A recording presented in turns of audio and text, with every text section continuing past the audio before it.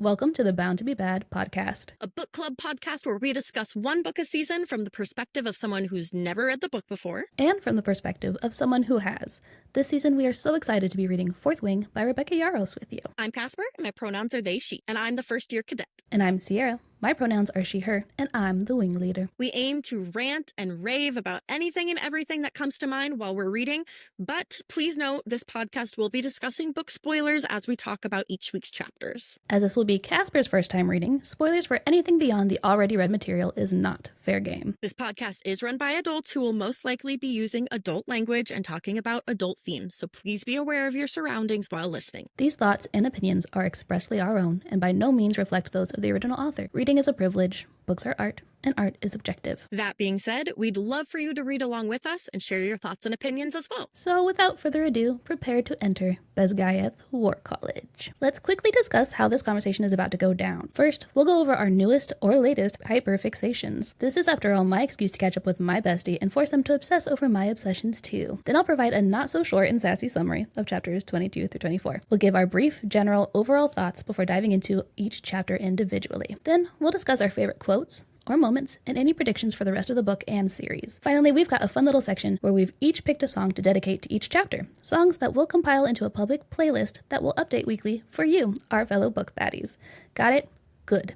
Now let's dive in. So what you into lately? Degrassi, I think I talked about that last week. Have you finished? No, because Degrassi is forever long. But we realized that the other day, last weekend, I think it was either Saturday or Sunday, I can't really remember, but we realized we essentially watched an entire season. Like, that's basically all we did all day was watch Degrassi, do a puzzle, and like hang out, and it was great. We might have a little bit of a problem. You need those days. It's Degrassi. It's cheesy teen Canadian drama, and it's nostalgic and wonderful, and I love it. So I'm not going to apologize for that.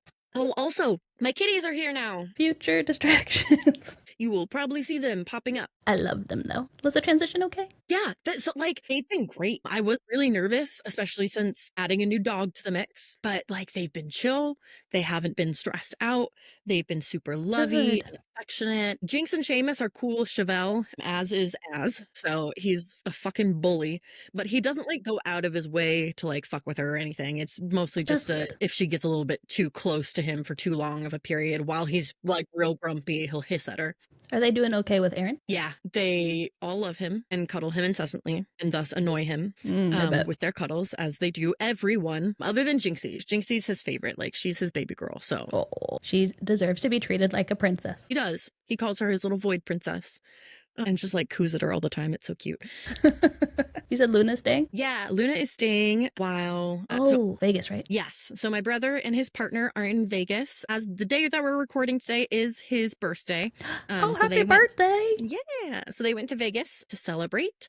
And while they are in Vegas until Sunday, Luna is staying with us. And currently she's right beneath my feet. She's a sweet, sweet baby. I love her. Well, I'll have to post some pictures on the Instagram or something, because she's... We should do like a pet post. We do. We definitely need to do a That'd pet be cute. post. Yeah, for sure.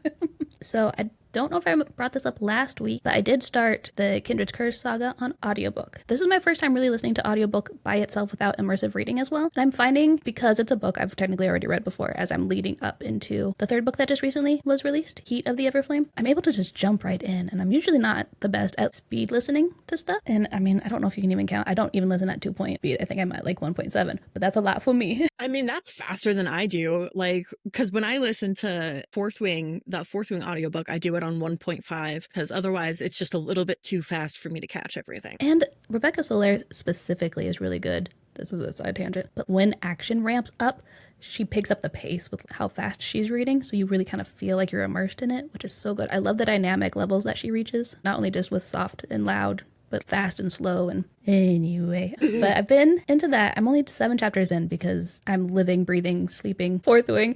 I changed Dan's name in my phone to Zaydan, but X-A and then capital D-A-N. It's bad. He comes home every day and I'm like, want to hear how much more far gone I am today than I was yesterday with Fourth Wing? Oh, you're cute. He's like, oh, so when's the point that I need to call somebody for help? Because bring in the psychiatric team. Yeah. But secondary obsession this week, I took my first kind of day off-ish. I mean, I still worked 12 hours versus like 17. Day off? Yeah. Girl. Dan helped me feel just better after the highs of our first episode being launched yesterday. And so I think I just kind of emotionally crashed because we've been working so hard for this one goal. But I don't know if you've seen any of the Escape the Kitchen episodes from Try Guys. No. That's been our like internet show that we've been watching. It's so funny, and they've like bumped up the productions on it this season, and it's so good. I'm gonna have to watch it. Beautiful. I love it. Very funny. But yeah, it was just a nice day. And so Try Guys, Spark of the Everflame, toss up this week. Oh, one other thing I've been kind of obsessing over. I've been digitizing all of our old home movies and putting them on my computer. There's a lot, and the way I'm doing it is through a capture card, so I have to like watch them, like I have to play them while it records. So it's been really fun seeing like my dad again, especially because the tape that I'm on, so like I was baby and my parents were my age, like my current age, and it's so weird to think about. Hello, Azrael. But yeah, it's been really fun getting to see my dad again and actually hear his voice. Yeah, I bet that's so nice. Yeah, something I often forget about, that like pictures are one thing to like obviously remember what a past loved one looks like, but being able to actually hear their voice again is it just hits different. That's awesome. I'm glad you have that opportunity. Me too. It's gonna take me years to do it all, but at least I'll have them. Right. And a project. An ongoing project, as if I needed another one. Alrighty, shall we get into the not so short and sassy summary for chapters 22 through 24? Yes.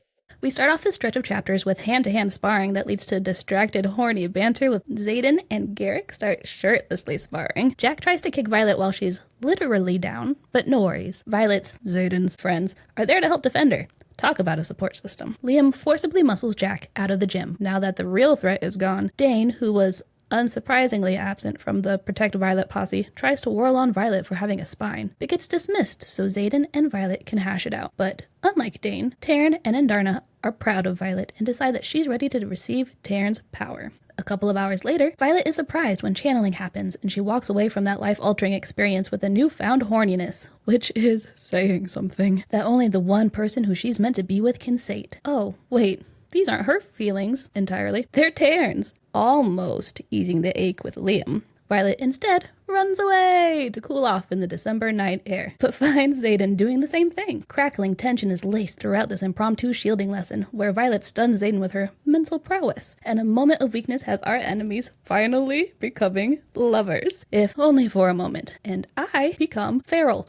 The next afternoon, after some bestie talk and signet sharing with Rhiannon, Dane pulls Violet aside before class to talk. Apparently, Dane knows more about Xaden than Violet does, and they tentatively make up after the whole Amber Mavis and fight on the flight field thing. We enter Professor Clark's class for the first time and get our first official introduction to the neck-snapping professor, but even more importantly, Rhiannon proves yet again why she is the best, and I'll never tire of it. Training montage, where we see Violet focus on strengthening her muscles, shields, and her abilities on the mat. After sneaking out to see the challenge board, she learns that Jack fucking coward Barlow has finally been given the chance to challenge her. Morning of the upcoming challenge with Jack, Violet confesses she knows she'll fight Jack till him, but that he can't tell Xaden. He ends up agreeing, and it seems he was true to his word. And not just because he's best boy and my son, but because Xaden isn't in the gym. Seeing that keeping it a secret is eating away at Liam, Violet releases him of his promise, and after dubbing Riddick her new bodyguard, Liam darts off to get the wing leader. To no one's surprise, Jack fights dirty and starts to use his powers on the mat.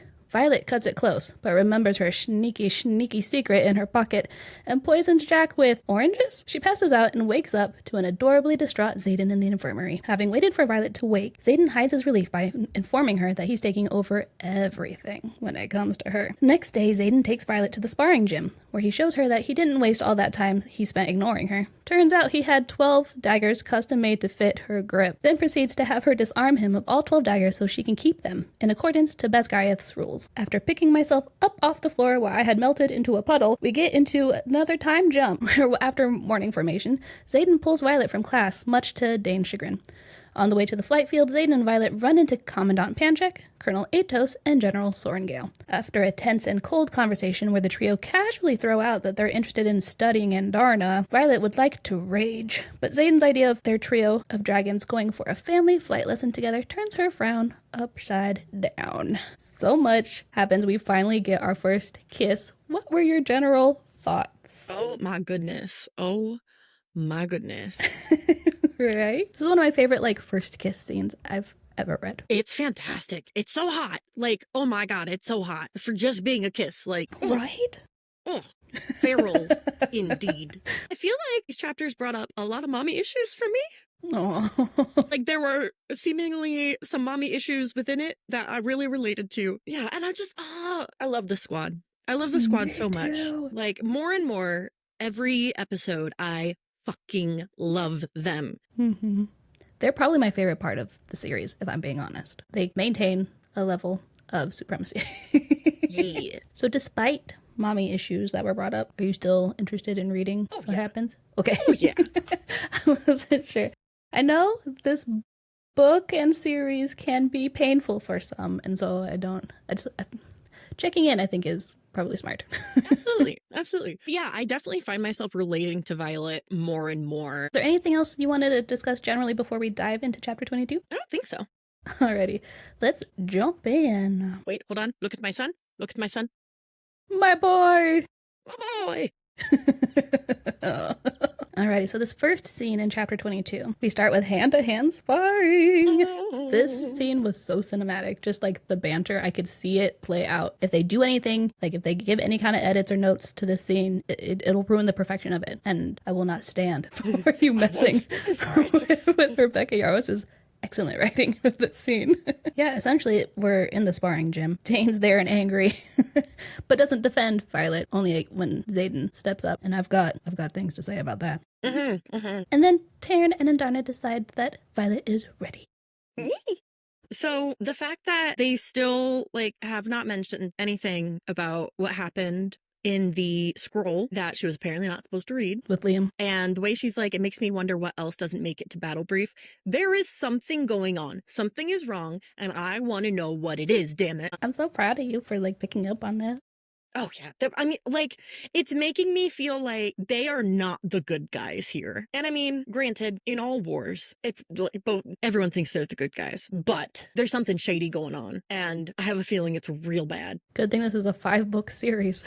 We'll have all the time in the world to dive into it. Ooh. But I feel like a show of Rhiannon's character on this page as she's sparring with Violet. It says, "You're distracted tonight." Rhiannon backs off as I regain my balance, showing me mercy no opponent would during a challenge. And I'm like, you best, girl, but maybe not helping in this cutthroat college. Yeah. And Violet even says, you're not doing me any favors by holding me back. And absolutely true. We love Rhi for being the bestest bestie that ever bested.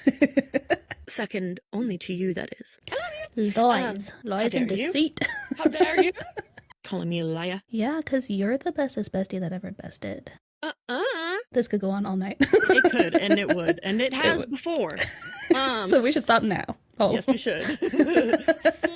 But yeah, love that she's, that she doesn't want, to hurt her. But yeah, Violet's absolutely right. Going easy on her is not going to be helpful. And I mean, if I were Rhiannon, I would probably do the same thing. I'm not the best with tough love. So, especially when it comes to sparring, somebody oh, I have to hurt you to make you better?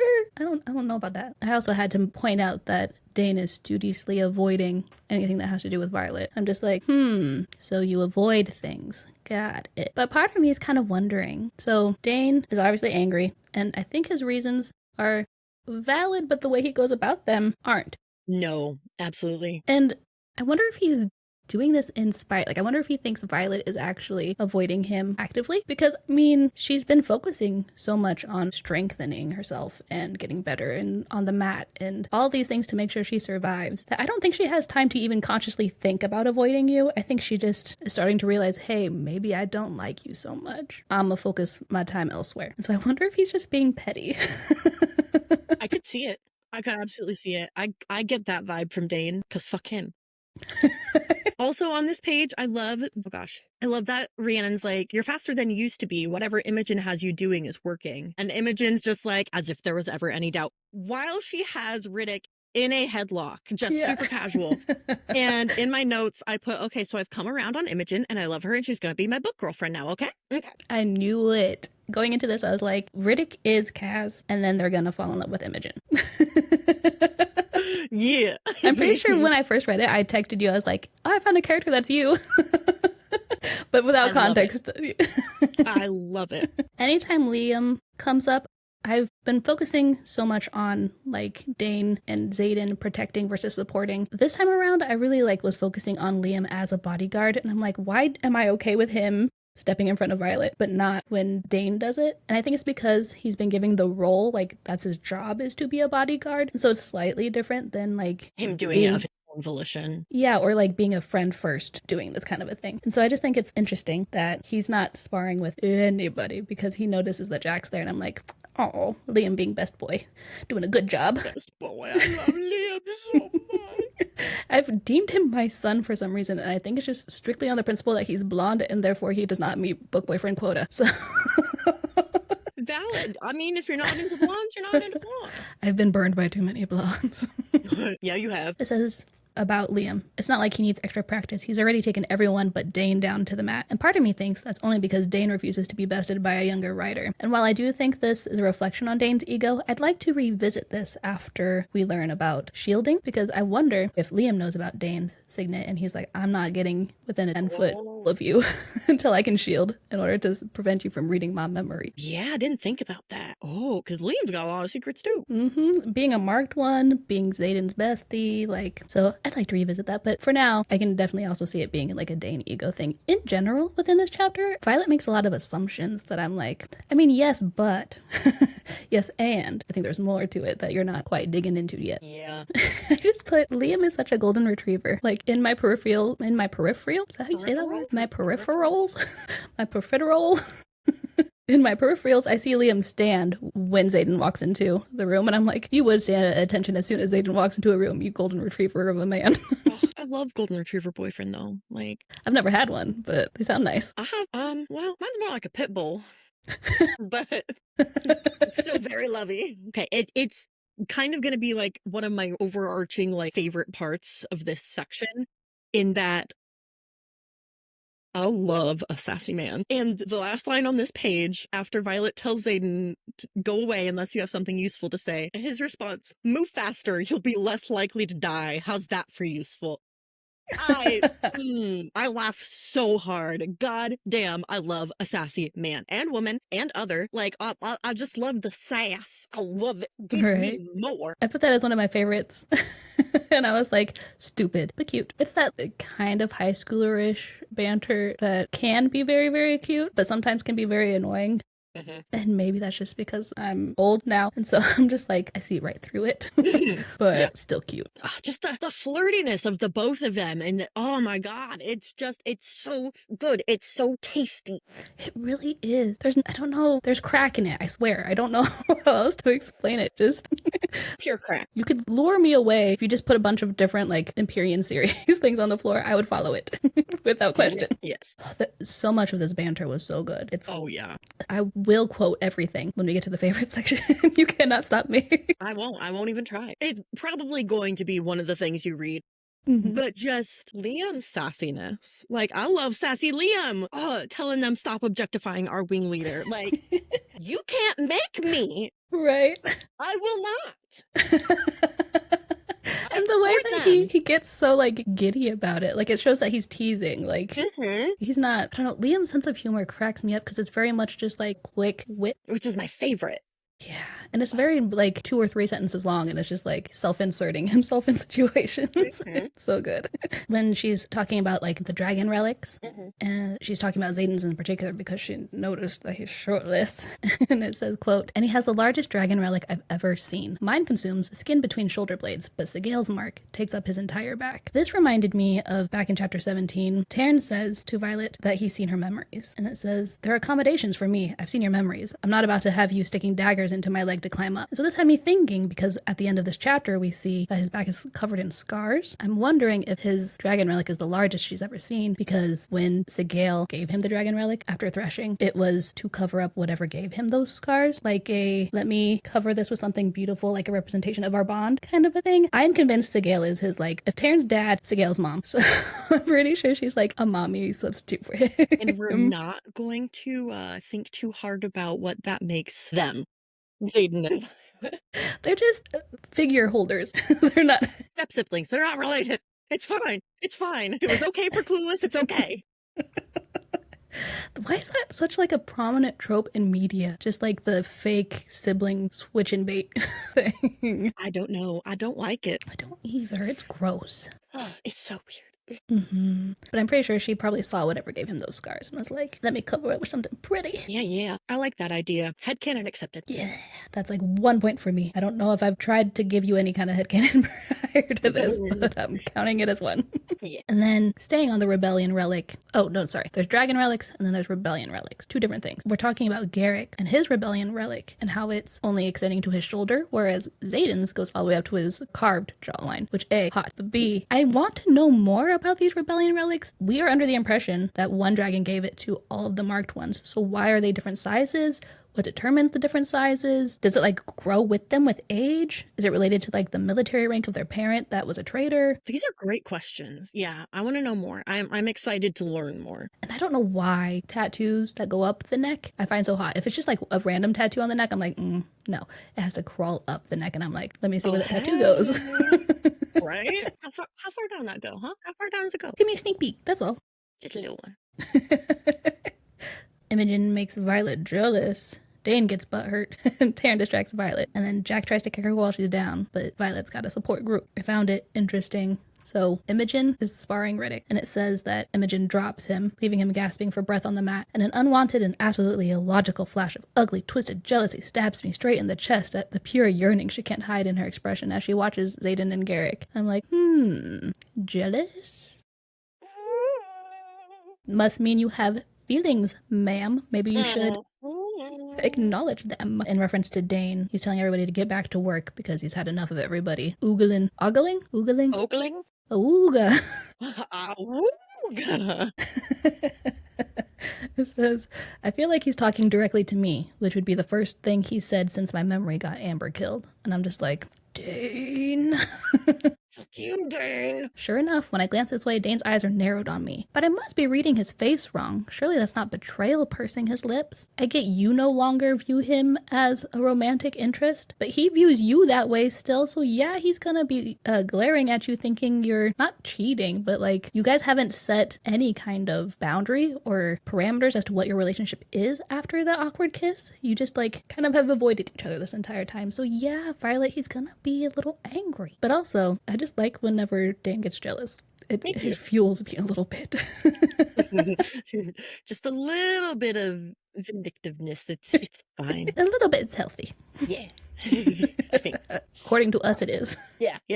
It's fine. So this was my first, like, oh, I know exactly what's happening here moment. Because why was it necessary to put in this scene that Jack didn't want the slice of orange that his friend offered him? Like, that did not pertain to what was going on. Okay, so that's so he's allergic to oranges, and Violet's gonna do something about that and use that to her advantage. I'm proud of you for picking up on that. I did not pick up on that my first read. I was just like, do.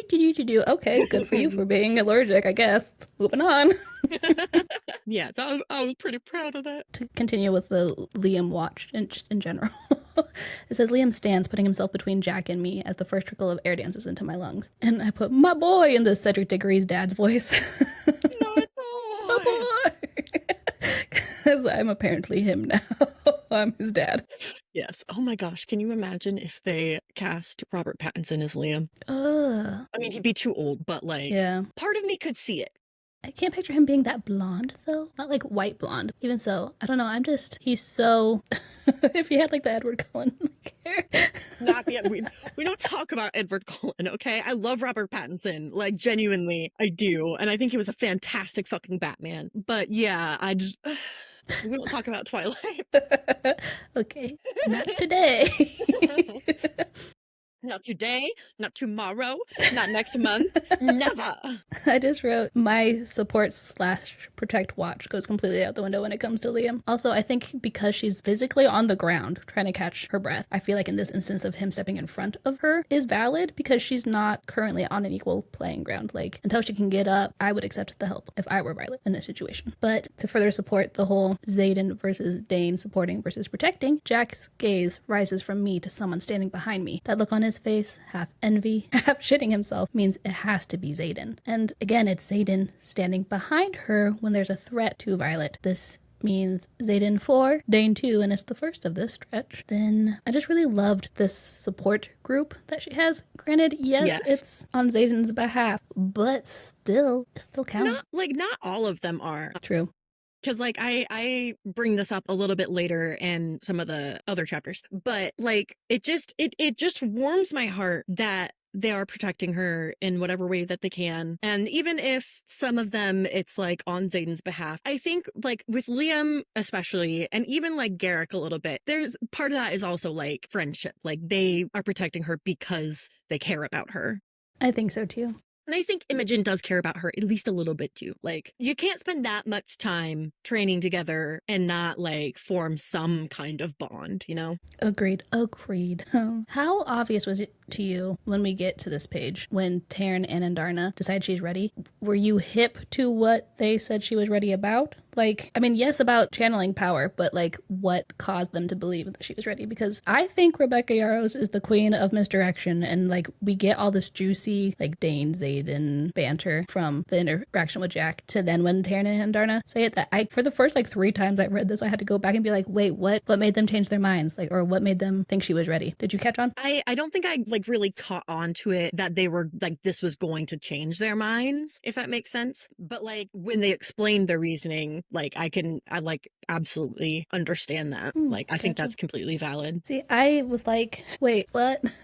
And it's not until this line when Violet says, "You ran," I snarl, wishing I could lunge forward and beat the shit out of him, but forcing my feet to stay planted where they are. That day in the field you fucking ran when it was 3-on-1, and we both know when it comes down to it, you'll run again. That's what cowards do. And I was like, oh, this must be the moment? Or was it like her interaction with Xaden or Dane that caused it? But going back and rereading it, this is my best guess. Yeah, no, that's what I figured as well, of like, okay, yeah, this is the moment that made them go, okay, yeah, she's ready. Gotcha. So you're smarter than me. Got it. I didn't pick that up the first time I read it. I read this chapter like 3 times. Did you?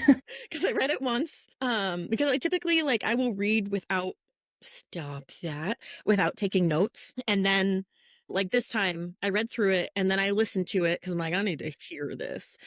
And then I went back to and read it again to kind of take notes, because I'll, like, underline stuff that, like, stands out to me without, like, totally going into making notes and things like that. So yeah, 3 times I read this.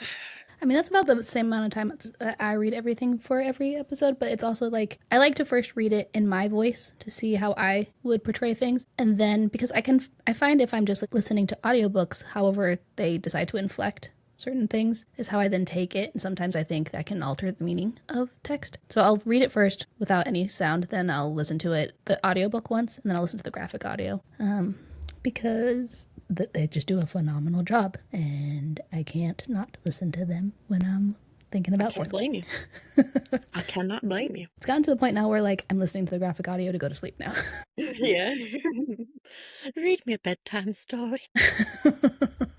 I needed to highlight because I love whenever Xaden supports Violet. Not just, like, physically, but verbally. As soon as Violet taunts Jack, Dane's like, oh, for fuck's sake, Violet. And Xaden's just like, she's not wrong. I'm like, we love a supportive paper man. Yes, we do. Yes, we do. And it just, yeah, it's another example of, like, Dane looking down on her and, like, her choices while Xaden is supportive of her. And he's also not in this posse. Like, he's across the gym. It doesn't say anything about him stepping up. Fuck you, Dane. I also just found it hilarious. Apparently, like Garrick, when Liam muscles Jack off the mat and out of the gym, for some reason, this visual in my mind, I was just like, you fucking deserved that.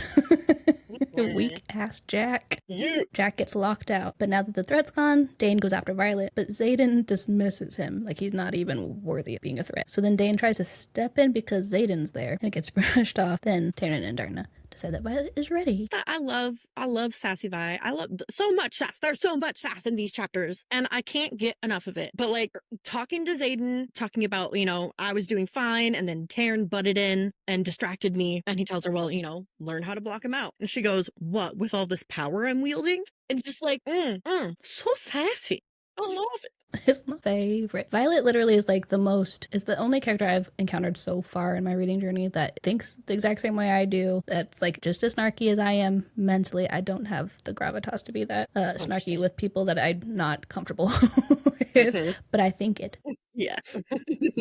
So therefore it counts. That's okay. I tried to really limit the things that really stuck out to me, because a lot of the like things I underlined was just like, oh hell yeah, just like no real thoughts, just support. I am yelling. But yeah, no real notes, just I fucking love it. So yeah, I really tried to like limit my notes to what I actually had like thoughts on. Some of them are still just like, yes, I love sassy Violet, I love sassy Liam, and I love sassy Zayden. Are you kind of regretting that you waited 2 years when I told you to initially read it?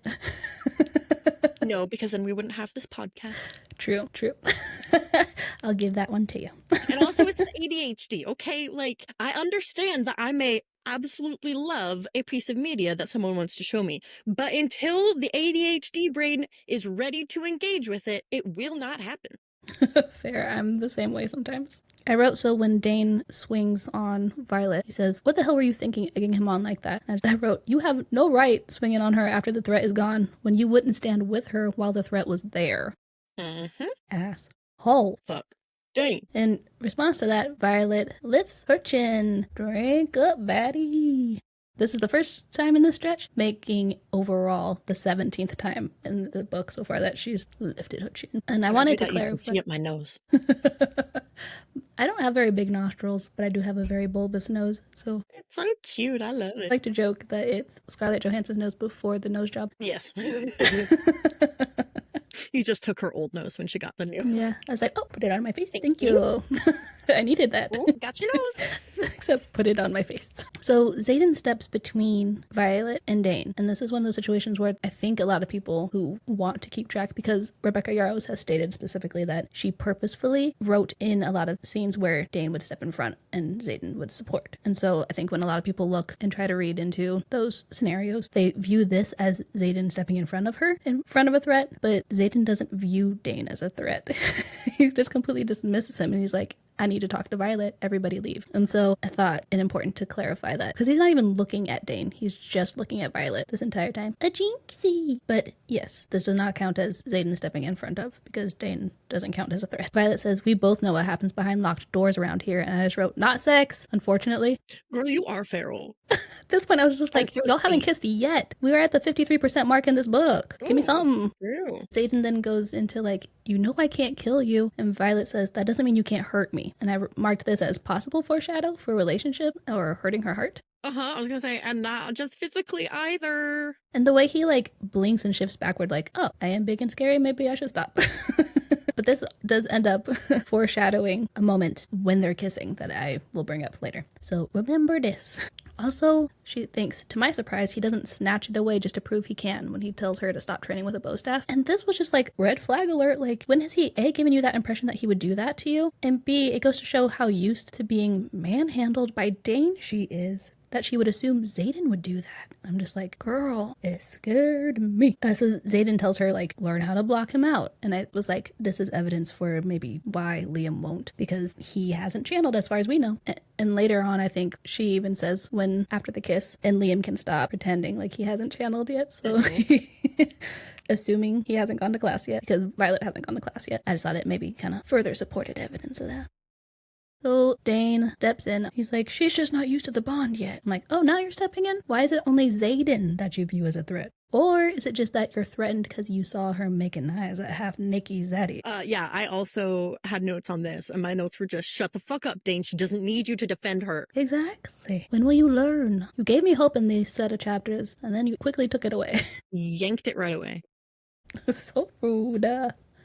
This is an instance of Violet picking up on some of the situation, but not the entirety of it. It says, he's talking about Amber. I know it. Dane knows it. Everyone in this whole awkward room knows it. It's like, yeah, but also literally right now. Like, this current situation, Zayden is talking about this, and you don't see it. It just made me kind of chuckle. I'm like, oh, silly, silly Violet. Just like when Andarna and Taryn are like, she's ready, and my notes just say, finally.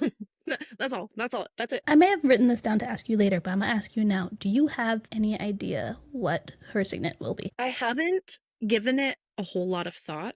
Fair. Yeah, I haven't given it a lot of thought, mostly because part of me just wants to be surprised. Fair, yeah. But sometimes it's nice to be a passenger princess while reading. Yes, but yeah, I don't feel like I haven't picked up on anything in particular that has made me like sway kind of towards anything. Okay, yeah. And I feel like there's just so many vast options. I have 2 cats now. Just start juggling them. Oh, Lord. But yeah, so I'm not really sure. Okay, fair. I just wanted to see if you had any predictions. We still have time, I think. I don't remember. Everything is so jumbled in my head because I'm listening to it 24/7. So in this scene, it's a couple hours later, and Violet's surprised that they decided to channel to her this same day. And apparently immediately after channeling, Taryn decides to go to town with Sigale, causing Violet to get real horny. And then she almost takes it out on Liam, and I don't know how I feel about it because that's my boy. But also, like, she hasn't had sex with anybody yet. at this point, 53% in, and I'm like, get your rocks off. But honestly, like, you know what? If it were to happen, I support it. Like, and I because love it's Liam. so like everybody just is fucking everywhere, I don't think anyone would have an issue. Except maybe Xaden. Just her line of "I really need to get laid." Yeah. And my notes say, "Yeah, you do," but also mood. Yeah. I was like, and the readers agree. Mm-hmm. What did you think of the way Rebecca wrote the channeling? Because I thought this was beautifully written and very visceral. I wanted to highlight a specific paragraph because as soon as I read that, I was like, oh, this sounds painful. But it says, something within me expands, somehow too big for my own body, too vast to be contained, and pain sears every nerve as I crack open, the sound reverberating through my skull like bones shattering. It's as though I've been split at the very seams of the fabric of my being. Ouch. But also just beautiful writing. Very effective writing as well. Yeah, like very illustrative. But yeah, ow, I could feel that. Like, like I've had migraines like that. Ouchie, ouchie. A big oof. Thoughts on Taryn and Sigale getting it on after? Because I've heard different things. There's a part of me that is wondering if, like, they did this intentionally. Because you got a dragon in your head. She cannot, like, at this point, she just started channeling. She can't block him out yet. So he knows how she feels about Xaden. Like, she knows. Yeah. So I could definitely see it being, like, their way of nudging them together. Of, like, we're gonna go get it on so y'all can go get it on. You know? I understand that thought process, but I also kind of find it gross a little bit. Oh, yeah. Like, I appreciate that, like, the bond means, like, they're connected on a mental pathway, and I think it's cool that they can feel what their dragons are feeling. I didn't expect it to take this twist when reading it, but honestly, I feel like a lot of people have that same idea of them purposefully doing this. But I also think that Sigale does what she wants when she wants. And I think it was inconvenient to Taryn. He was like, oh, I'm going to channel to her tonight. And Sigale was like, no, we're going to do this instead. And he was like, okay, I'm ready. Let's go. I mean, that's fair. She definitely wears the pants in that relationship. She definitely does. She's definitely the top. And I feel like Taryn is just like instantly, as soon as she wants to, he's like, yeah, let's go right now. I'm ready. I was channeling. Oh, I'm done. It's fine. We did it. It's fine. Let's go. Some of my notes are just ridiculous. Yes, I'm excited. Because the thoughts that go through my head at all hours of the day are ridiculous. And Violet goes, oh shit, this is lust. And the first thing that popped into my head, and thus my notes, is, no, this is Patrick. I thought you were going to be like, this is your signet? How are you going to stop the war with this? But then with her, like, the whole her, like, wanting to rub herself like a cat against Liam. I'm like, girl, have you never been horny before? Like, keep it in your pants. Or is it really just, like, that fucking visceral that you really cannot control yourself? Right. Which is also a terrifying thought. They need vibrators in the bar.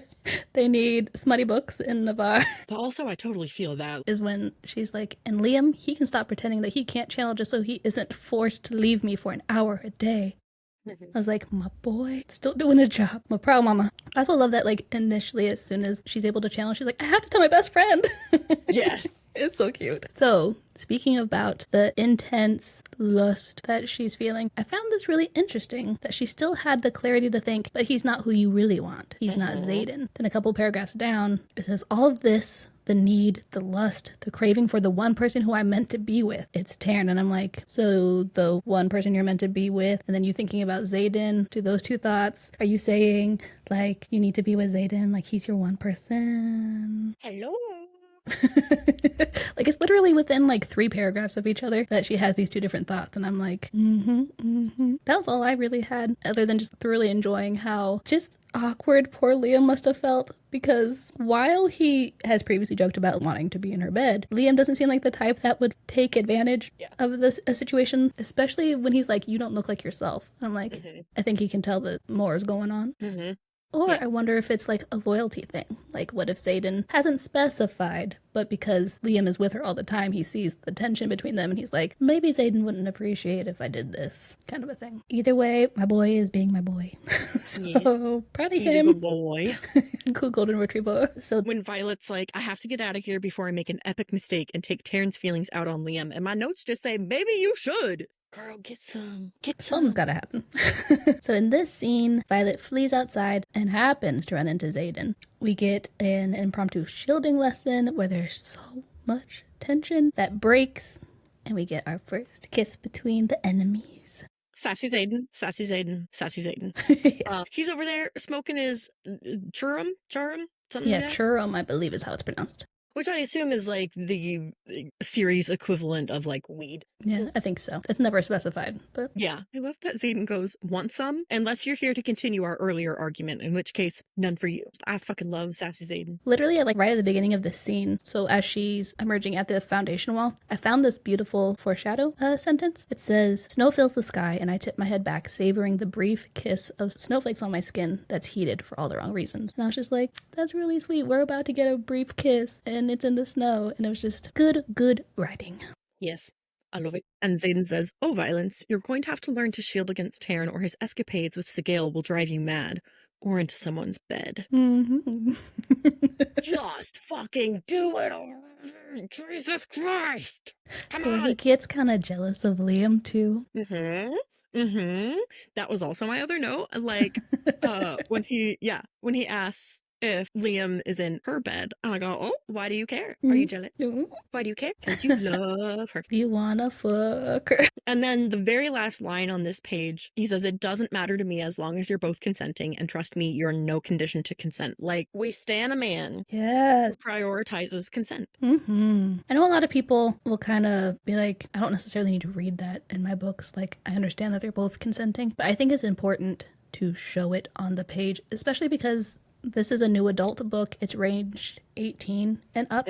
This might be somebody's first experience like reading anything before they ever become sexually active. And so I think it's important to show healthy ways of going about getting your rocks off.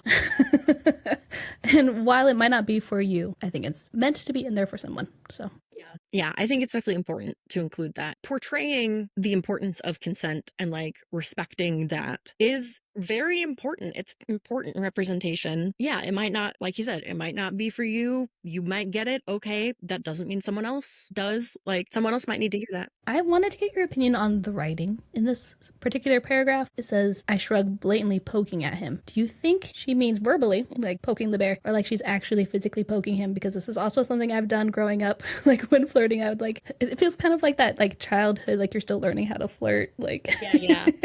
How did you take it?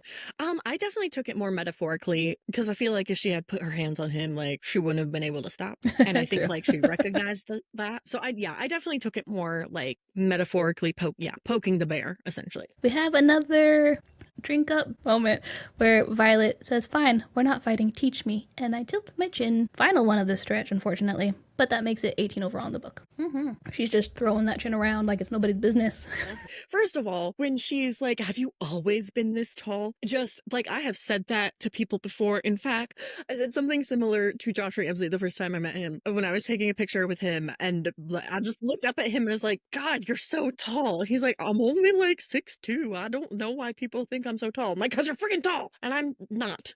But his response of no, I was a child at some point. Just Another point for sassy Zayden, like, I love my sassy boy. See, this was another one of those lines where I was like, it's verging on high school for me, but it's still cute. And I think it's one of those things where it's like, you have to read it the right way. But they are, they're still young. They're in their like early 20s. They're figuring it out. Not surprising. Just like so much flirty banter here. It's so delicious. We have another reference to climbing him like a tree. But yeah, she references once again climbing him like a tree. But in my notes, I just put "make me proud" by climb him. Yes. Love it. I love it. Zayden tells her, "You have incredibly touchable skin." But I also wrote it that it's a symptom of EDS. But I love that this is something that Zayden loves about her, like a symptom of her chronic illness. And it's like, it makes you you. And I love that kind of a thing. Like, I loved that it wasn't viewed in a negative light. In fact, it was highlighted as a special attribute that she has. I don't know if I said that very well. It's another display of like her chronic illness and in a positive light. Thank you. Of course, I got you, boo. When they're talking about grounding, Zayden says, "Perfect, you're a natural." And while we're still on Signet watch for Violet, I love that this is not a like power, but it's an ability that she has that stems from her just being fucking smart. And so I have a bunch of different what I put as evidence in my notes to support Violet's mental prowess and how it is helping her in the situation to be able to find her archives and ground mentally. So in chapter 6, page 81, Violet says, "Doing my best to mentally block the pain like I have countless times before. It's usually as easy as building a mental wall around the pulsing torment in my body, then telling myself the pain only exists in that box, so I can't feel it. But it isn't working so well this time." In chapter 11, page 147 of the paperback, it says, "I block out all the pain, lock it behind a wall like I've done my entire life." In that same chapter, 2 pages later, it says, "Pain erupts, pushing my mental dam like a raging river at the sight of the mess I've made of my palms." And then chapter 19, page 234, says, "I do my best to mentally wall off the pain in my throat and ribs." And like Rebecca has consecutively put not only like ways that she mentally handles pain and her chronic illness, but the fact that this is what causing her to then be so strong at doing this. Because I think Zayden also says in the chapter, it takes most people a week just to learn how to ground. And she's doing it instantaneously almost. Like all this time it's been gearing up for this. And it's just another instance of Violet was meant to be a writer. And also, not necessarily that her chronic illness gives her a superpower, but it isn't a hindrance in the way that I think people can view a chronic illness as. Yeah. The line, "Desire makes my heart pound," and I grab onto Zayden's arm, anchoring myself in reality. I just wrote, "Oh, he anchors her." This is something I do a lot with Dan. I'm an emotional person. I'm a Cancer. Sometimes my emotions run away with me. Like yesterday, I couldn't function past my emotions. And so sometimes I just need Dan to physically hold me and just be like, talk me through these emotions so we can figure out what you're feeling. Because I'm also like an out loud verbal processor, it helps me a lot. Yeah, I feel that. I do that too. So then, after being told, I think my favorite quote of this chapter, Violet says, "Guess I have a superior teacher. The emotion swelling through me is more than joy. It's euphoria that has me grinning like a fool. I'm finally not only good at something, but astonishing." I just wrote, me, anytime I get a compliment from Dan, it'll just like replay in my head over and over, and I'll just be like, "You thought that about me?" I'm with you there. That is my first note for this page. In that moment when he tells her, "You are astonishing." And we're going to get real personal here. So strap in. To begin, the parallel of like Dane, or not parallel, but the dichotomy, I don't know, whatever. Dane not being supportive of her, not like believing in her, versus Zayden like believing her, but then telling her this, like verbalizing to her what he thinks of her, that he is impressed with her, was very relatable for me, in that my ex, I never really felt supported, and he didn't really compliment me very much, aside of telling me that I'm pretty, things like that. But my current partner is the opposite and tells me all the time that I'm incredible and smart and that he's proud of me, and it's weird because I'm not used to that. As we like kind of talked about yesterday, was roller coaster of emotions with the podcast dropping and things like that. And I had a little bit of a mentee bee, a little bit of a breakdown. And he just spent the rest of the night like telling me that he's proud of me and that I can do it. And like, duh. Just the line, regretting is a problem for future Violet. That was literally my next one. Like, I say shit like that all the time. I was like, I've been in this state of mind before. Like, that's future Casper's problem. And then future Casper hates me. So this was the foreshadow moment earlier where she says, that doesn't mean you can't hurt me. It says, I've never been this out of control over a single kiss. Never wanted someone the way I do him. It's exhilarating and terrifying at the same time because I know that in this moment he has the power to break me and I'd let him. I was like, oh. That was my favorite quote. But I love that it was foreshadowed earlier in this chapter. That like, doesn't mean you can't break me or hurt me. And then she's like, I'll let you hurt me. You got it bad. Just like a callback to we stan a man who prioritizes consent. Because Xaden breaks it off and he says, I refuse to act on desire that isn't yours. I love you. I love you, Paper Man. I love you, Paper Man. So moving into chapter 23, it's the next afternoon and we get the like best friend gossip. Oh my goodness, I just kissed a man. Let me tell you all about it. Then Rhiannon shares that her signet has developed. Then Dane comes into the picture while they're walking to class and pulls her aside, and they tentatively make up. Let's get into it. I came across a word that I was unfamiliar with, and that doesn't really happen with me a lot. I have a pretty good vocabulary, but the subluxate, I can't even say it right, because I've never heard it before. And like I understood what it meant from context clues. But yeah, I really like that. I love learning new words. Mm-hmm. I'm like, I am becoming a dictionary. I love this. Read, my girl. I have you know exactly what. Yep. He's the most powerful writer in our generation for now. Mm-hmm. Rhiannon. I love you. Ugh. And just like so supportive. Yes. And just that feeling of like having someone believe in you so thoroughly when you can't see it yourself is an amazing feeling. But then also like being on the Rhiannon side of that, like I relate to her because I very much see you that way, even though a lot of times you don't see it. You trying to make me cry on this podcast again? Yes. I mean, you're very special to me, but also I think you're a really incredible and talented person. And I wish that you could see yourself the way that I see you. You are my Rhiannon. Yeah. Thanks, boo. Don't cry. I'm not. Okay. Are you sure? No. Oh, it's great. God. We're fine. We're coping. Fine. Fine. It also highlighted this line. But then also, my golden retriever son, he shows up. And panic is evident in his voice. And I was just like, oh, my boy, you care so much. My son. My son. I don't know why I've decided to adopt him. But I'm here for it. This is my shtick now. This is the hill I will die on. You cannot take him from me, Rebecca. Oh, God. Please. Rebecca, please. Leave my child alone. We should just have a bit where we just yell at Rebecca Yarros. Yeah. Lovingly. Lovingly and respectfully.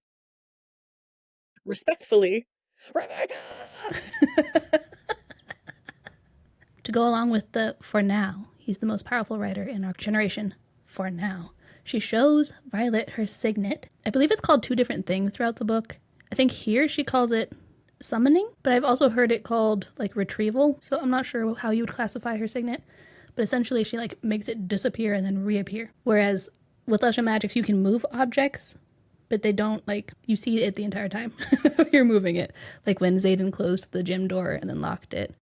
It doesn't just disappear into the ether. Yeah, like what Rhiannon's does. Yeah. But Rhiannon's like kind of trying to make a lesser deal of how cool her signet is. And it's like, I can't go through walls or anything. And Violet Instant is like, yet. You can't go through walls yet. And it just feels like a beautiful callback to Rhiannon being like, for now. And she's like, yet. You know, like that mirroring of both of those paragraphs was real nice. Real nice. Yeah. Liam carved Tairn. I want one.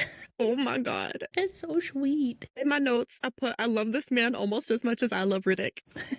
Yeah.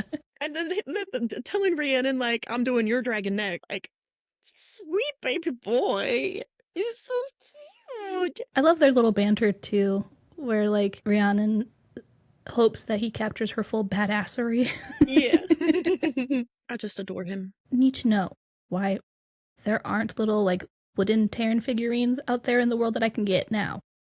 That's a like great on question. Etsy.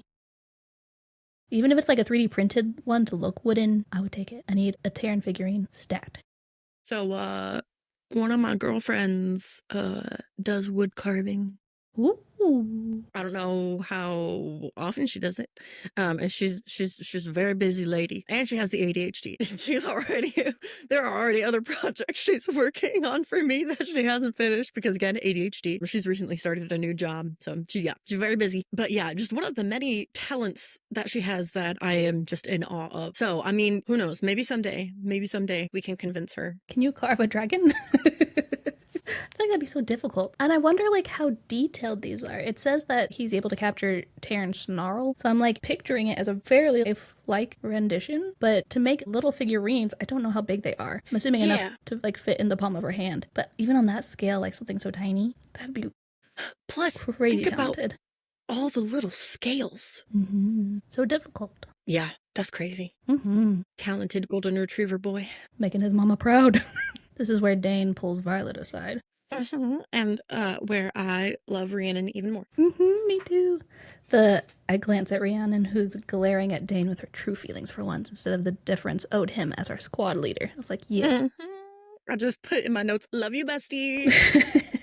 When you can't beat the asshole who's been rude to your best friend, so you're just glaring daggers at him the whole entire time. Been there. You have that friend who's either like partner or like a friend, someone who's close to them that like you can't stand. And then when they finally get on the same page, being able to just be like, yes, fuck them. I love that.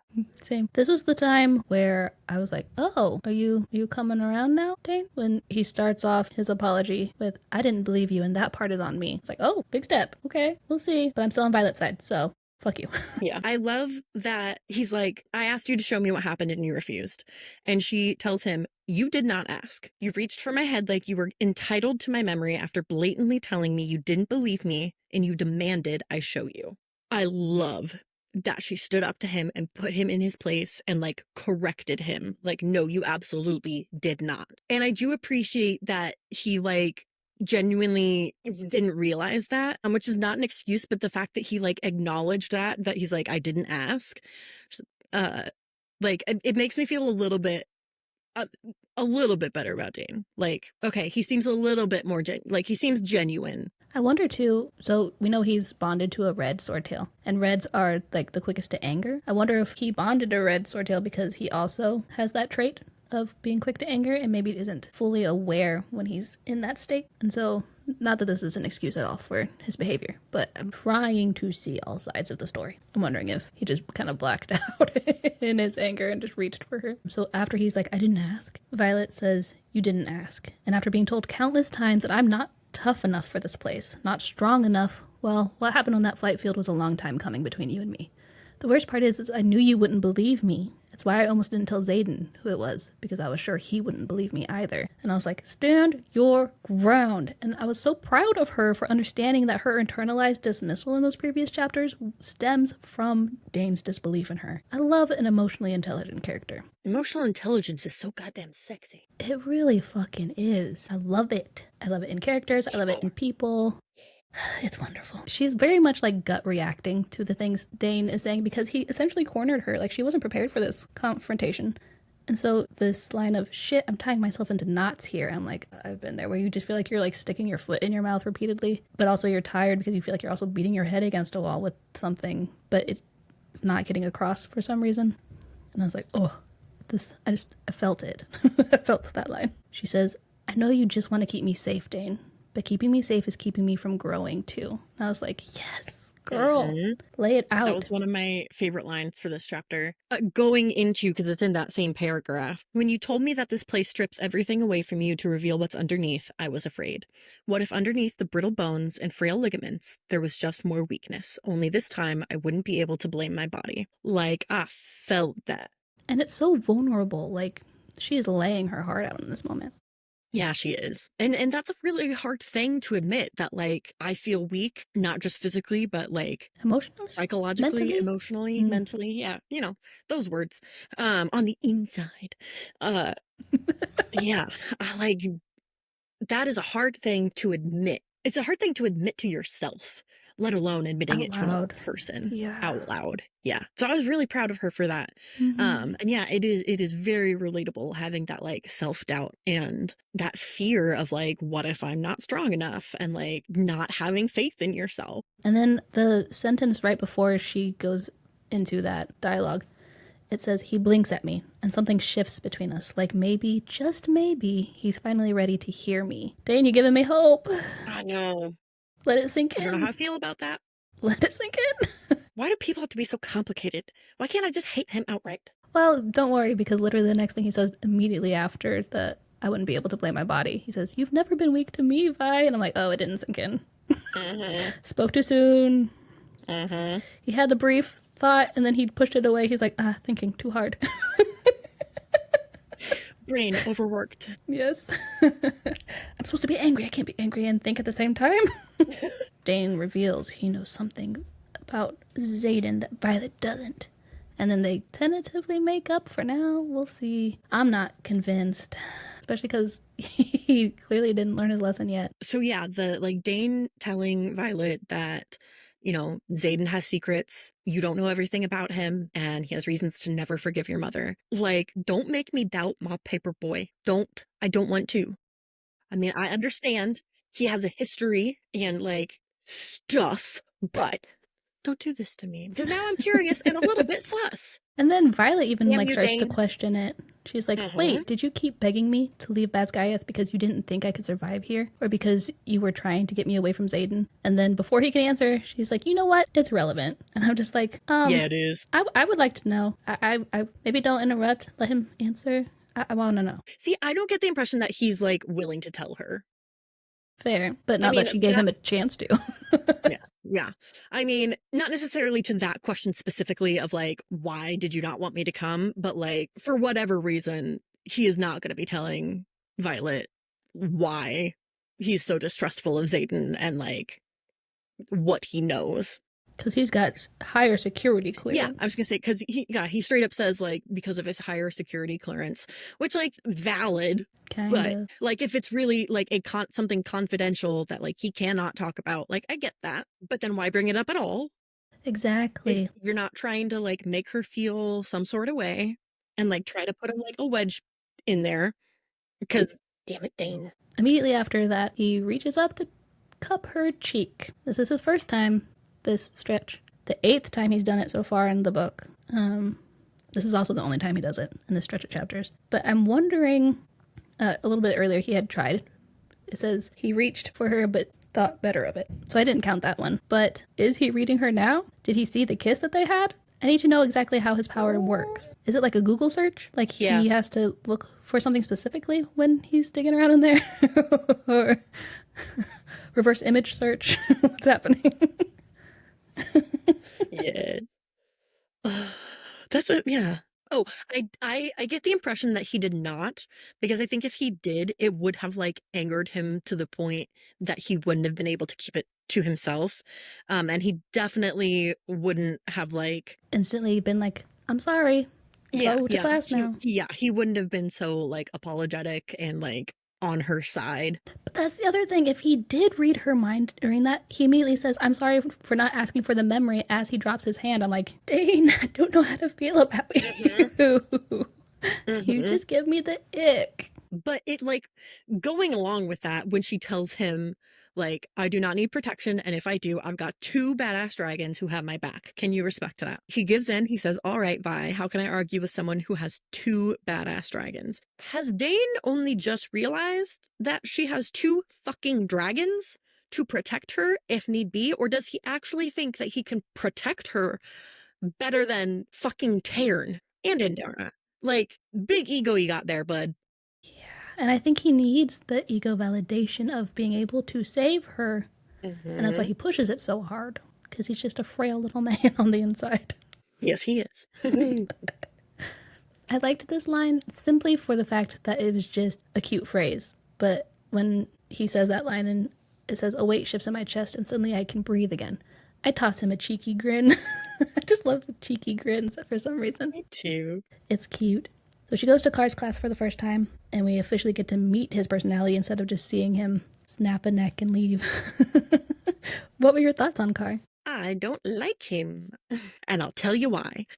Please do. He does not seem to value people as people or more than their abilities. That's fucking enraging. But also from like a more like personal standpoint, having two older siblings who, like, we went to the same school, I can very much relate to living in their shadows and having to essentially live up to their, legacy, so to speak, in the way that Carr is putting that on Violet. So unfair. But also, like, I don't want to say she, like, puts him in his place, but she kind of calls him out on it. And, like, damn, Vi, you got balls. If there's an opportunity to be sassy, Violet will take it. Mm-hmm. But yeah, when he's, like, mourning the loss of Brennan's ability, and she goes, I think losing Brennan is the tragedy, but the loss of his signet was a definite blow to the wings. Absolutely call him out on that. He was a person, an important person. Yeah, I had a note for that said, oh, so this professor is an asshole. Got it. Yep. Yeah, I do not like him. And not just because he is clearly fucking ruthless, out here snapping necks. With, like, no hesitation, and all he needed to hear was one word. He's like, got it. A little bit before that, Violet's kind of rethinking the argument with Dane, and she thinks, you trust him more than you trust me. In this regard, Dane is right. Guilt drops my stomach. And I was like, but why the caveat? Because in the moment, you initially gut reacted with, no, I don't. And then you're like, wait, do I? Now that you're, like, processing in the background, I'm like, it's just a blanket truth. Maybe a hard one to swallow, but at this point, I don't blame you for trusting Xaden more than Dane. Because he's proven himself to be more trustworthy than Dane. Putting aside the simple fact that they have a connection, and if she dies, he dies. Like, even before that, yeah, like, Dane just fucking Dane. I don't know what to say. He is a verb now. He's been Daning all over the place. Dane be Daning. Mm-hmm. Dane be Daning. One more comment on Carr imposing expectations on Violet and telling her, with Taryn having chosen you, we'll expect nothing but an earth-shattering signet from you. The fuck, dude? How is that? That is not fair.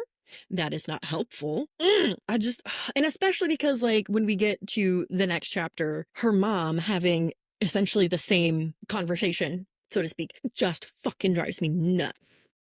And I wonder if having heard this from a professor that she's only just now meeting is part of her not being able to manifest as quickly as her squad mates. I wonder if that added pressure, oh, if this person who doesn't even know me thinks this, then, and it's just keeping it pent up rather than helping her to find it. I don't really have anything beyond again, Rhiannon telling her, like, he is not the most powerful writer of our generation. You are. Just have that confidence.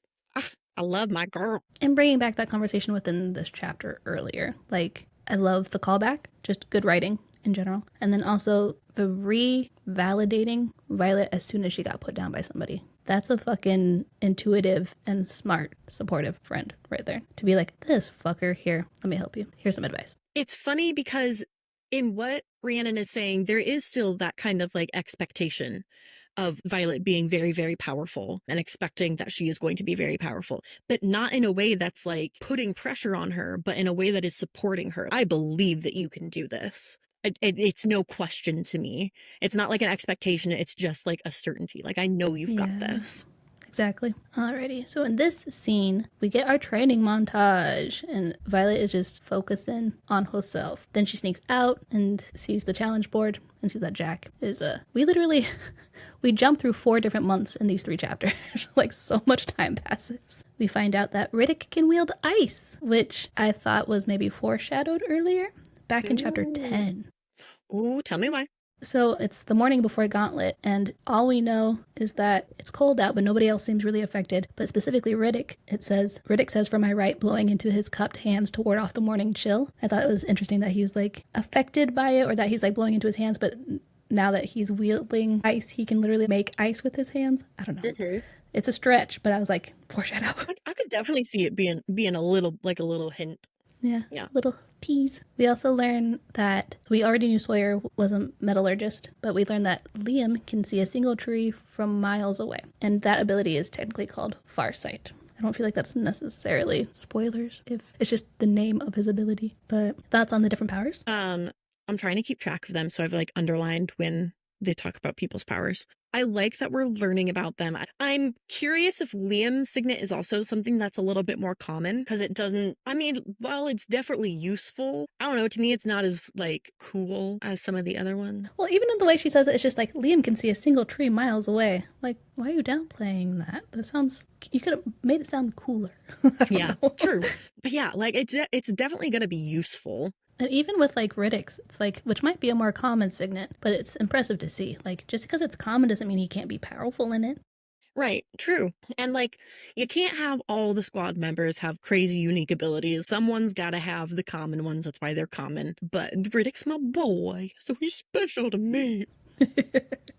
Liam is my son and Riddick is yours. Yes. We're just adopting all the squad members.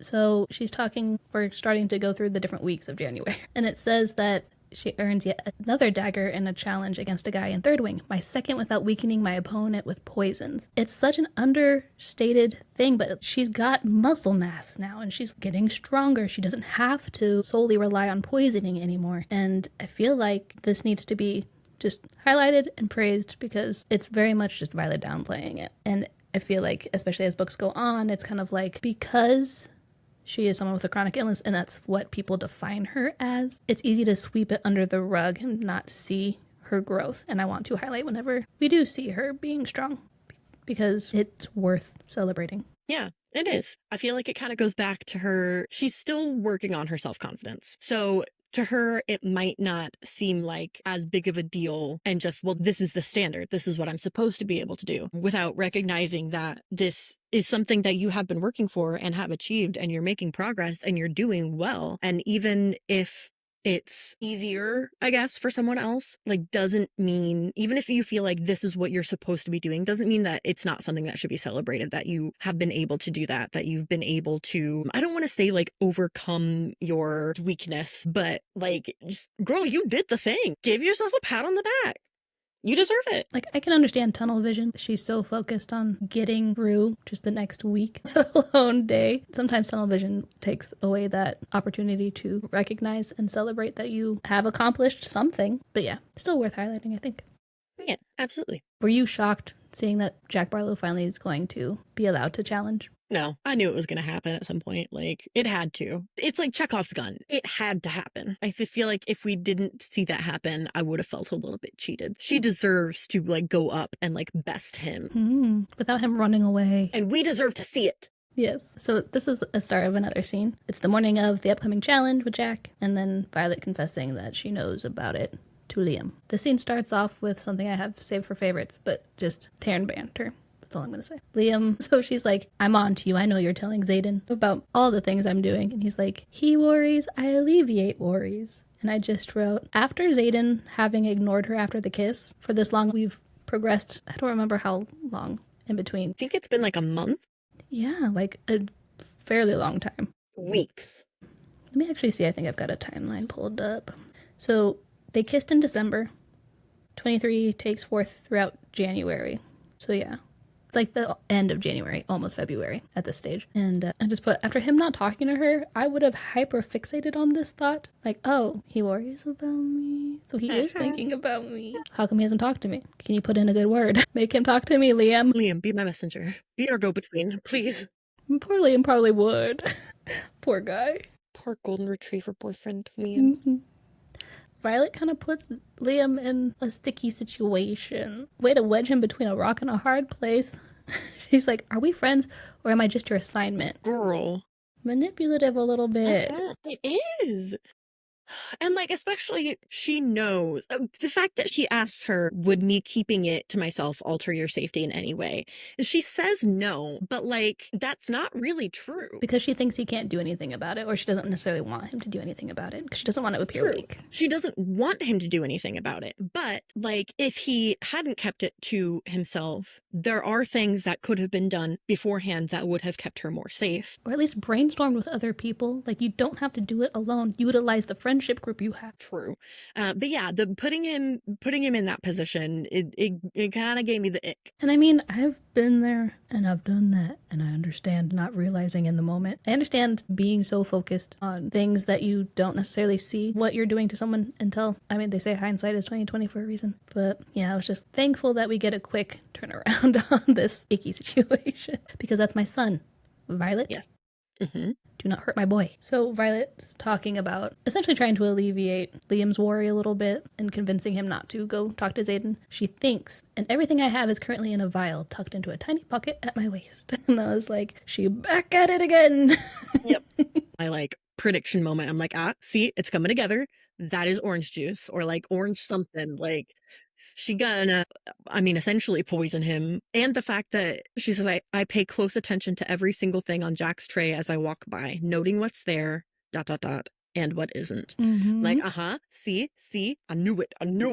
I wasn't hip to Violet attempting to be a poison master because, again, my first read, I was just here for the vibes. And so I was not thinking about it. But once we get to the match, I've got some evidence as to foreshadowing of the oranges that I would like to bring up when we get there. Violet takes on Jack on the mat with a secret up her sleeve, or in her pocket, I wrote. For some reason, I apparently think I'm hilarious when I'm taking notes. Turns out I'm not. Violet relieves Liam of his promise, thank goodness. But Liam is also bestest boy and doesn't break the promise, even though he literally, like, I don't want to say idolizes, but earlier in that gym scene, Xaden comes in and he stands up at attention, like... He has a lot of respect for him. Yeah. So the fact that he, like, kept it from her, even how short this was, that must have tore my boy up. Yeah. And that is something that, like, I really appreciated, that they are friends and she, like, can see that keeping the secret is killing him.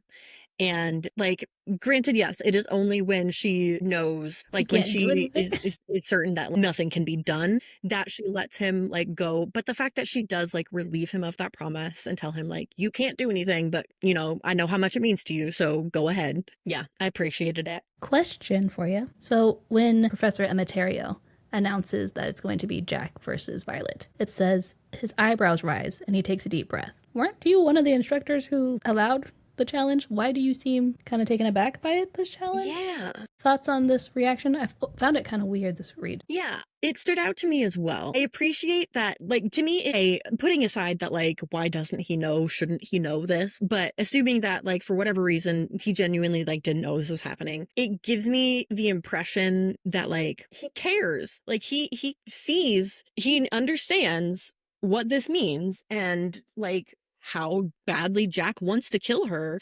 And knowing Jack's track record. And, like, that affects him at least a little bit. And I will say there are other instructors. We just are always paired with Professor Emiterio, so we don't see that there's other instructors on other mats. So maybe he didn't okay this specific one. But I didn't notice until this read around. And I was like, oh, you have feelings about this matchup. Appreciate that he has feelings about it. And he acts on them in a little bit, which I appreciate. But Rhiannon and Sawyer are both challenged up. So Riddick and Liam are standing by her side as she goes up, and Riddick is just like, no fucking way. And it says, as she's walking to the mat, they walk at my sides, and I was like, she got her gang with her. They're both best boys. They are the best boys.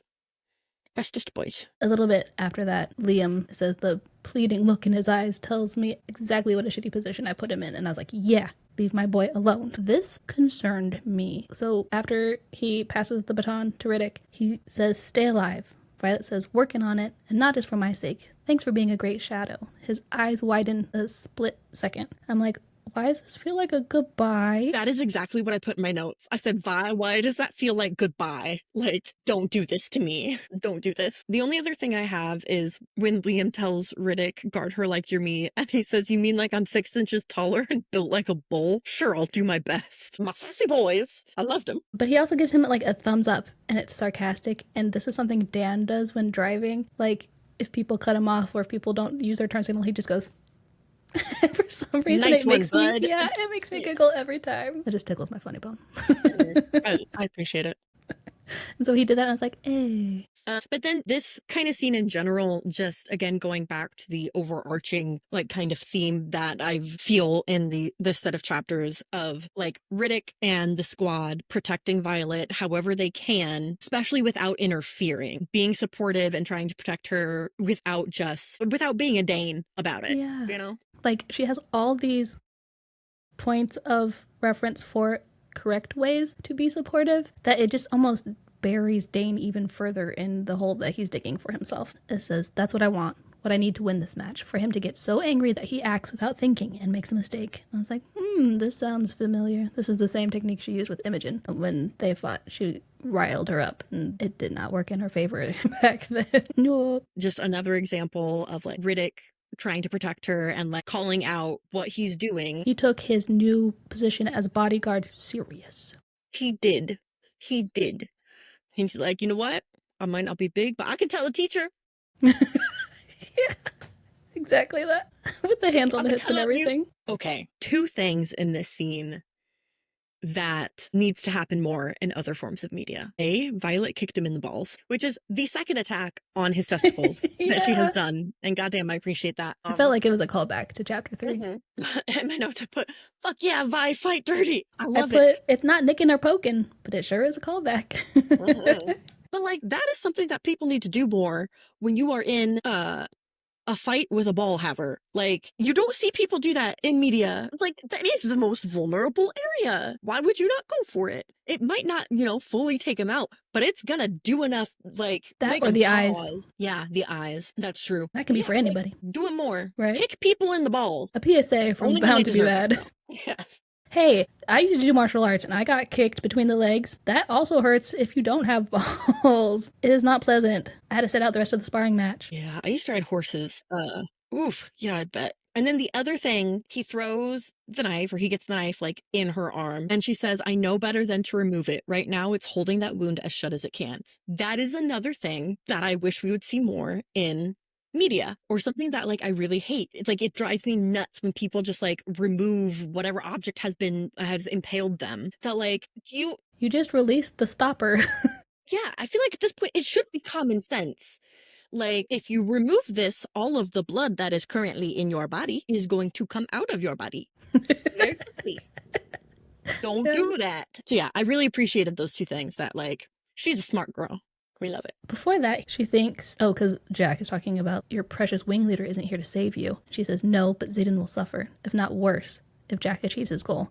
The thought spurs me to action. And I was like, surviving for Xaden. I see. Wanting to protect him. And the fact that is the thought that spurs her into action. Not that, like, oh, I could get hurt. But I don't want my death to cause Xaden any issues. I'm just like, it's cute. To go with Riddick calling that he was using death blows, and now he's like, he's using his powers. I just love how protective the entire squad is for each other. We only see it with Violet, but I'm sure it's mutual between all of them. Between that, and then it says, after he called that out, hands reach for us both, and I hear Riddick and Empyrean cry out, meaning they both stepped into the mat. What's been set so far, as far as, like, sparring and rules within Basgiath, it kind of seems like they don't step in. They'll yell at you if you, like, do something wrong, but if you die on the mat, that's one less person. And so the fact that Empyrean's like, we have to stop this, he's in on this with Riddick, I just thought was kind of sweet. Yeah, absolutely. And then immediately Riddick's face is in mine within seconds after they finally, like, break them apart. And I was just like, Riddick, I love you. Sweet boy. My sweet boy. My boy. My boy. Thoughts on Jack's power here? Terrifying? Yeah. Jesus. Why, Rebecca? Rebecca, why? Why would you do this? Did you find it similar to anything we've experienced, out of curiosity? Like, in the book so far? Mm-hmm. No. No worries, I didn't either. Cool. But I know now. Now you do. Yes. There. Okay. All right. I see you. Yeah, something to look into once we find out more things. We're just going to have a conversation of us. Just eyebrows. All eyebrows. The only thing I really had for this last page of the chapter was getting called it. He's allergic to oranges. I'm proud of me. Would you like to see all the foreshadowing for this? Yes, I would. Tell me now. In chapter 17, they're in the cafeteria, and she's thinking, because Oren now is back behind the counter, it's the only food I can be sure isn't tampered with, especially with Oren behind the counter. And it says, I busy myself with peeling an orange. I'm like, you're thinking about poisoning while peeling an orange. Okay, I see you. And then Jack blatantly being handed a slice of orange. She's like, get that noxious shit away from me. Do you want me to end up in the infirmary? Yes, I do. And this one, while not necessarily foreshadowing, I think it's just a fun coinky-dink that Jack bonded an orange scorpion tail, but he's allergic to oranges. It is a fun little coinky dink. Yeah. Ironic, even. So what does that mean going forward?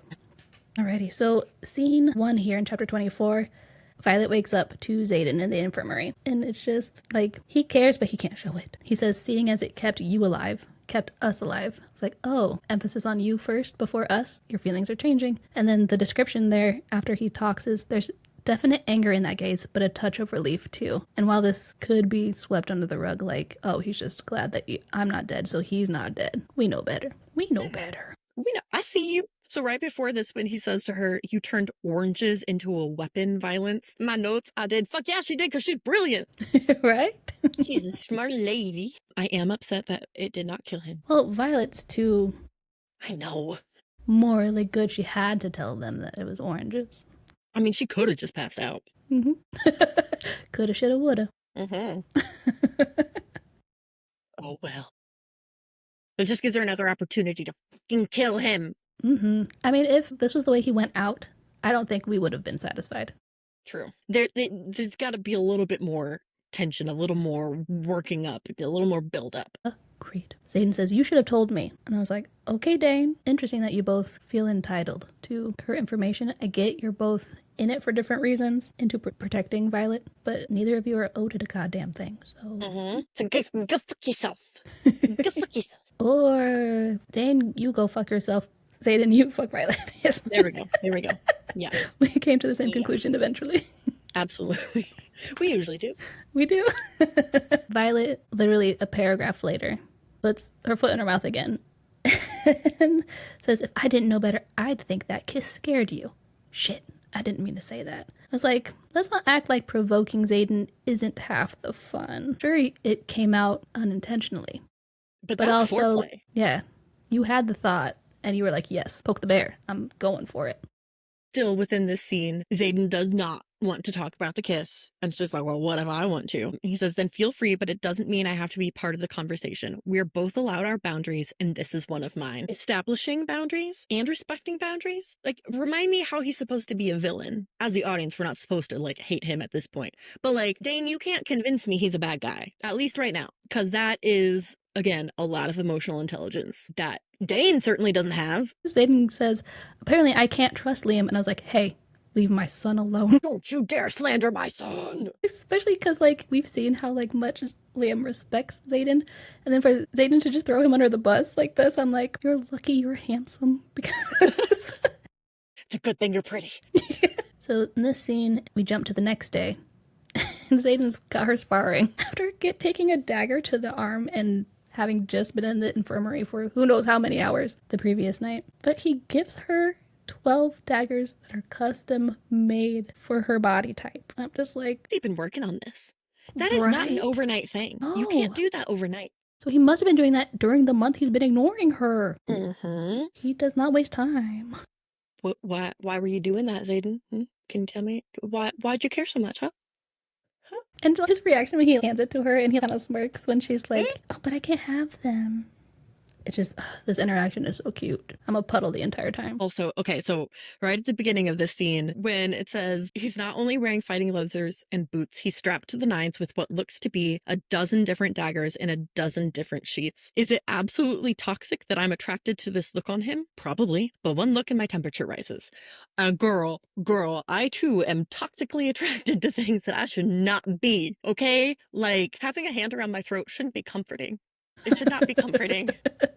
The other night I was eating and I had a bowl and I like brought it up to my face so I wouldn't spill. And I whacked myself in the throat with the bowl. Ow. Yeah, it was not my smoothest moment. A couple of paragraphs down from Is It Absolutely Toxic line, it says, at least Liam has been given the time to go train himself a couple of mats over against Dane. And then it says, a first. And I was like, further evidence? Because now they've gone to Professor Carr's class and we've had a time jump. And so it feels like maybe now that Liam can channel and can produce shields, he's like, oh, I got this. Let me finally take Dane down because I've taken everybody else down. I did find it kind of interesting that Xaden, when she's like, couldn't we have waited until I healed up a little bit more? And Xaden says, if you don't know how to fight in pain, then you'll get us both killed. Violet responds in her head, little does he know, I'm almost always in pain. It's pretty much my comfort zone. And I was like, you stood there and watched her take on 3 guys at threshing, where she talks about, I'm always living in pain, or I don't remember the exact line, but she demonstrates being able to lift her arm through the pain. It backfires because it then drips blood onto the knife and then she's can't throw it and it slips, but the point still stands. Exactly. And you were there. I had notes on this before I even read the next line, but as soon as I read, like, if you don't know how to fight in pain, then you'll get us both killed, my brain immediately went, what the fuck makes you think she doesn't know how to fight while in pain? Like, she is in pain every day of her life. Like, she has been in pain this entire time. Yeah. In my notes I put here, this is representation of what it's like living with a chronic illness where people don't fully understand what you live with on a day-to-day basis. It doesn't matter how close they are to you or how much they know about your chronic illness, because they don't experience it. They just don't know. And I'm sure that must be hella frustrating. Yeah, even just from like the neurospicy brain side of it, of like neurotypical people not having any clue what it's like to live with ADHD or autism and the like, that they just cannot comprehend that our brains work differently. She's studying the blade, and it has Tyrish knots, old mythical runes of intricate swirls and ties. Thoughts? Also, how sweet. So, because Xaden is from Tyrrendor, he's Tyrish, he put symbols from his culture onto a gift for her, and so it made it like extra special. I thought it was really sweet. So coming from the perspective of witchcraft, runes a lot of times can be used as like sigils for protection and various things like that. So my first thought was, what are all these, like, how are, like, it felt like a practical kind of thing to me, that like maybe there's magic here that Violet's not even aware of, because as it said, like mythical. And that they've been lost to time, and like she doesn't even know what some of them mean. But yeah, almost towards the end. It says, it's a shame there are so many parts of Tyrish culture that were lost centuries ago during the unification, including most runes. I don't even know what they all mean. Yeah, it's like including that piece of his culture is so sweet and romantical, and I love it. And like the way that he tells her, I had it made for you. I'm like, yeah, because you love her. Right. But also, with them being so mythical, if they were something that was lost during the unification or reunification, how do you still know how to do them, or how to have them put onto these daggers? Like, I have so many questions around these Tyrish knots. I do as well. I would like to know more, please, Rebecca. When he tells her that he had it made for her, and then it says he took the time to have it made. Shit, that gives me feelings I really don't want to have. Soft, confusing feelings. And I said, me too, girl, me too. Like, I feel like this is kind of the moment where it's not just physical for her. Like, she has acknowledged, like, physically she wants him, she is attracted to him, she wants to do the nasty things, but like then having that acknowledgement of like there might be more romantic like emotions going on here than just lust. Like, don't give a girl presents and not expect her to fall for you. At least that's how I fall for people. Shower me with presents, I instantly love you. Vi is getting fucking ballsy in her flirting in this spar. Like, the sparring is flirty as fuck. And oh my god, yeah, Violet is just like, she ain't holding back. I love it. This is the kind of banter that makes me kick and scream and wiggle. Like, why can't all interactions with hot people be like this? So immediately after that, she says, because his gaze drops to her mouth, and we all know that's a universal sign for I want to kiss you. She says, I thought you said kissing me was a mistake. And he says, it was. I'm just teaching you that blades aren't the only way to disarm an opponent. Tell me, Violence, are you disarmed? And I was just like, is it just me? First of all, A, hot, but B, Xaden just trying to twist the situation around, because in the prior scene that we have not said but have slowly talked about because it's a favorite, I feel like he completely got disarmed, and then as soon as she confronts, he tries to flip the scenario on her. Granted, he thinks really quick on his feet and is able to make it seem as if I'm just testing you in this moment. I was just like, way to pass off that you weren't disarmed. So this was also in my notes. Like, I would be a melted puddle of goo. Any of this shit happening, like not just that line specifically, but like all of this flirty sparring, just that when he tells her, now earn your nickname and try your best to kill me. Like, why does everything he say, why is it's all so flirty and it's all so hot, so hot? Because he was written by a woman. That's true.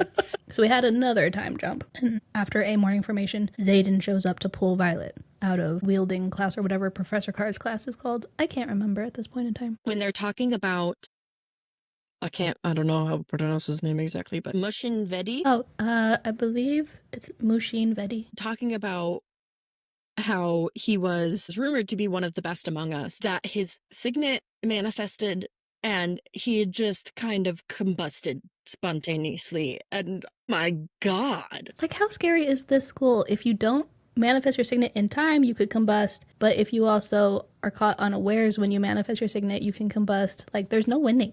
Imogen snorts when he's talking about squad battle. And she says, come on, Ados. I think we all know Second Wing has that squad and tail section that's going to smoke the rest of us. Have you ever seen them sprint up the gauntlet? Pretty sure they've been out there even though it's still covered in ice. Later on in this chapter, when Xaden takes Violet to the flight field, she sees Second Wing practicing on the gauntlet in the ice, and I'm just like, I am, y'all. Direct callback. I'm proving to be the one thing my mother hates. Average. Felt relatable. Like nothing is ever good enough. Ever. Just being me isn't good enough. I disagree. I do too. Thank you. But like that is definitely the impression that I have been given by not just my mother, to be fair, but lots of other members of my family, members of my extended family. They're lost. They don't see the gem that you are. Appreciate you. So Sienna's essentially just being an asshole to Violet specifically in front of everybody. And Violet thinks, but I can shield better than all of them combined. I was like, yeah, because you have mental superpowers essentially, but they're not superpowers. You just have a really strong brain. Yeah. I mean, that is a superpower to me. True. It's like a secret hidden superpower. Yes. Bonus superpower. Bonus. They talk about how they lost 2 of the new additions when the smaller of the 2 manifested their signet, and they both froze to death in seconds, nearly taking out Riddick with the exposure. And I was like, kind of funny because his signet is ice, so like to be taken out by somebody else's ice would be a little comedic. But Rebecca with the jump scare. My boy.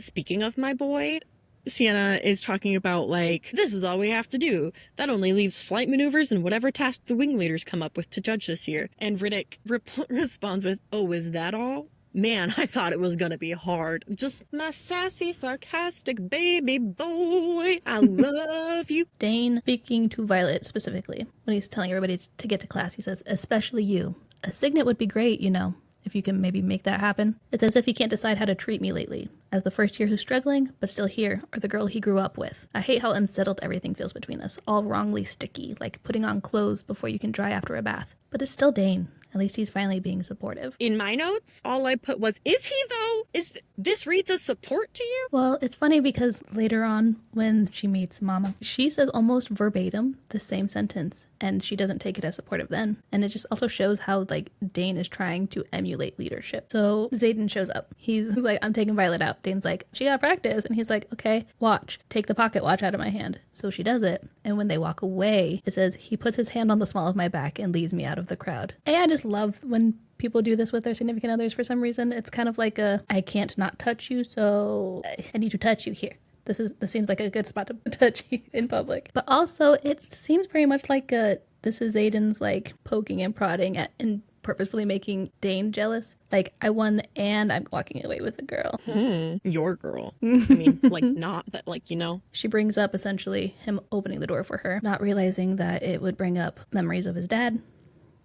And I thought this writing was just really poignant. It says, the pain in his eyes is the kind that never dies. The kind that rises like an unpredictable tide and floods the shoreline without mercy. Brutal. I felt that.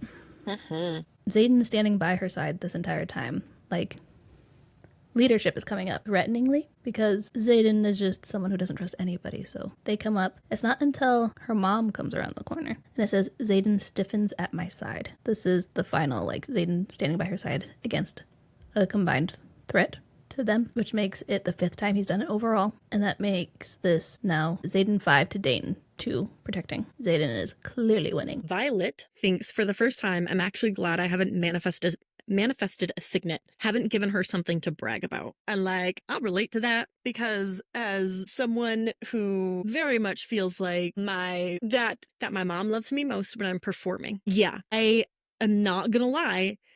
It has created in me a love of disappointing my mother. There is nothing about my life and my person that there's nothing about my life and myself as a person that does not either disappoint or confuse my mother, like to my core. And lean into it. Yeah, I do. You think I'm weird? I'm gonna be weirder. That doesn't just go for my mom, but everybody. And then right after that, when her mom says, she's talking about Cairn, she says, with a dragon like Taryn, I would certainly hope so.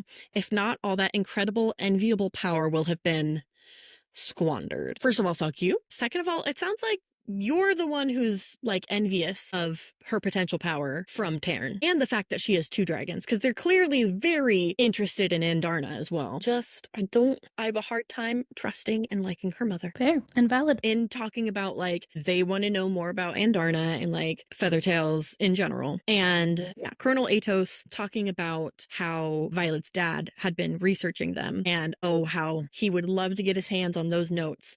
And Violet thinking to herself, I know exactly where his notes are, in the one location he spent the majority of his after hours time. Where are they at? When are you gonna go get them? I want to know. Give me the information. To go along with that, Colonel Atos says, pity, we've had the scribes on it since threshing, and the only reference they can find in the archives about the power of Feathertails is hundreds of years old. Which is funny, because I remember your father doing a bit of research about the Second Croveland Uprising, and he mentioned something about Feathertails, but we can't seem to find that tome. I feel like this research is going to be A, important, but B, was foreshadowed a bit ago. Back in chapter 18, when she first goes to the archives for archives duty, it says the archives smell like parchment, bookbinding glue, ink. They smell like home. And the archive seems very much like a library, for lack of a better term. Interesting that bookbinding glue would be a smell that you smell in a library. If they have like a printing press and they're like rewriting history within the archives. But I feel like, why would that bookbinding glue specifically smell like home if Papa Sorengale wasn't creating his tome, his book, his research at home? Which makes me wonder, is it hidden in the archives? Is it hidden where they lived within the War College? Where is it?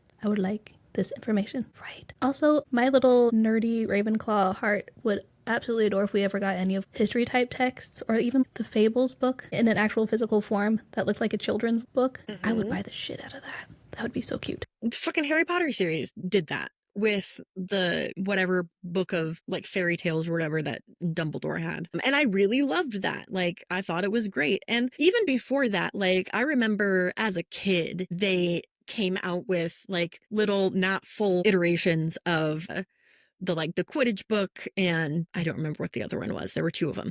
But I loved that in them they had like handwritten notes scrawled as if like you're like reading Ron or Harry's notes or whatever. And I just like, I love that. I thought it was so Me cool. too. Anything that can make you feel like you are physically in the world, like any kind of prop or like the immersion. Yeah. Any other like extra contextualizing merch. I'm all over it. I love that stuff. In Xaden, like kind of like standing up to Mama Sorengale, when, I mean, straight up says that the company you're forced to keep is more than questionable. And Xaden responding with, I always felt that we resolved any of those questions years ago. Like, yeah, boy. But also kind of reaffirming what Dane said. That is true. Reasons to resent her years ago. What were they? Yeah, I want to know more. I definitely want to know more. Like, yeah, what are these questions? What are you talking about? But yeah, like, he's not just like gonna roll over and take shit from her. I appreciate that about you. A little bit before that, when she comes around the corner and Violet's mom recognizes Xaden and makes that comment about the company that you're forced to keep. She thinks, shit. I can't step in front of Xaden and make him look weak. I can't even glance his way without telling my mother where my allegiances lie, without telling myself. I'm like, allegiances, huh? Seems like you're pretty on board with Team Xaden. And then this last one I wanted your opinion on. It's like the very last little conversation where they meet their little family of dragons, which I just love. Like, they call them their trio of dragons. Like, they just feel like a little family unit. When Taryn essentially laughs at Sigale and Sigale like goes for his throat, she's like, dragon relationships are absolutely incomprehensible. And Xaden says, yeah, you should try a human one sometime, just as vicious but with less fire. And I was like, says the man who refuses to acknowledge their kiss. But also, I don't know if I necessarily understand this comeback. Is it a warning? Like, you wouldn't want to try a relationship with me, but also, like, I know you want to. Or, like, what does this mean? It definitely kind of feels that way, but it also, I feel like it kind of reveals something about Xaden and, like, his relationships of, like, you've had some toxic relationships then. Like, relationships are not supposed to be like that, darling. And maybe that's why he projects so much onto Violet, because he thinks it's going to be just as toxic. True. Shall we get into our favorites? You said the go away unless you have something useful to say one. So like the sparring with Rhiannon, when she's like, taking your anger out here on the mat is safer than taking it out on the giant shadow-wielding wing leader. And Violet goes, he's the one who stuck me with a shadow I can't shake because he thinks I'm his weakness.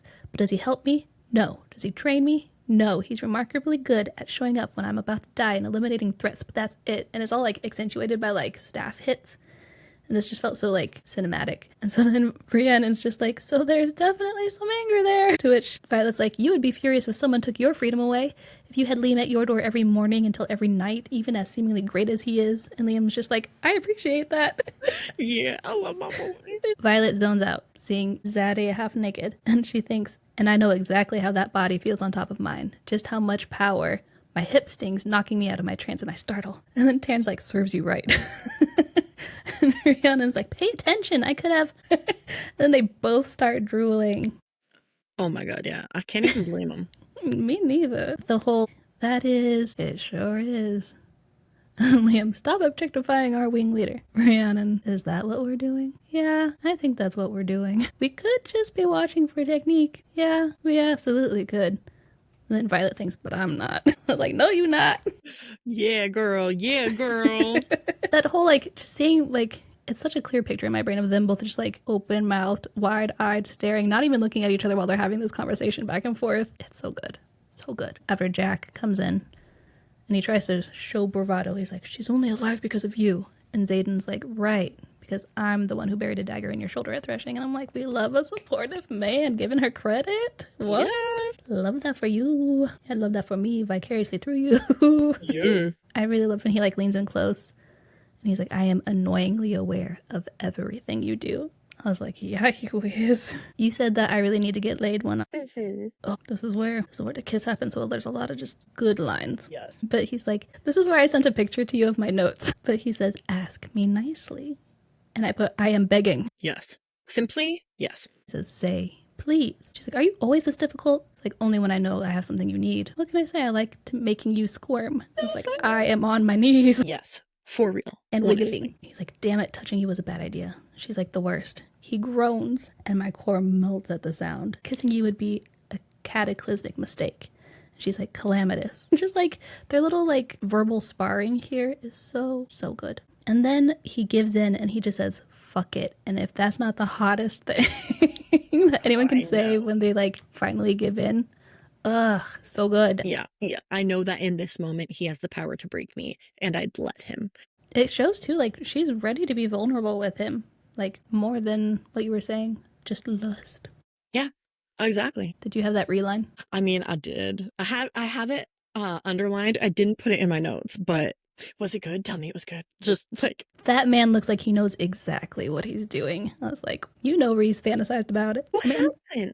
Everybody in the quadrant has. Exactly. I believe everyone in the quadrant has had lustful thoughts towards the wing leader. So when she's talking with Dane and she says to him, don't you get it? It doesn't matter what you think. It only matters what I think. Yes, girl. Yes, girl. Like, having that confidence in herself, it touches my heart. Like, it's... And not just confidence, but self-worth. Mm-hmm. Knowing her value in this moment. She says, until you can stop looking for ways to keep me in a glass cage, we aren't going to get past this, no matter how many years of friendship we have between us. Like, drawing that line, setting that boundary, like, it's so great. It like that is hard to do, especially with someone you've known for that long and are like that close to be like, we're not gonna be friends if you can't get over this. Like, that's a lot. Right. I'm proud of her for that. Mm-hmm. The day of the challenge with Jack, there's some banter with Taryn, where all she can think is, he's going to kill me. And Taryn says, he's going to try. And so she's like, any advice? And he's like, don't let him. Yeah. Oh, sassy, grumpy dragon dad. Helpful, Taryn, helpful. So helpful. Love it.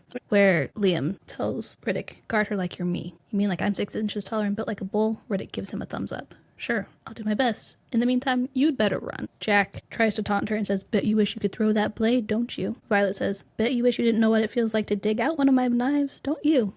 It's like, yes, snarky, get it. So as of this moment, I'm taking over. Violet says, taking over what? And he says, everything when it comes to you. And I put wiggle, wiggle, wiggle. Wiggle, wiggle, wiggle, wiggle, wiggle. Yeah. She says, that's actually a good point, so I'll let you have it. And he says, thank you for being so gracious. I'm like, this is legitimately how I flirt with Dan on the daily. I pretend like I have all the power in every situation.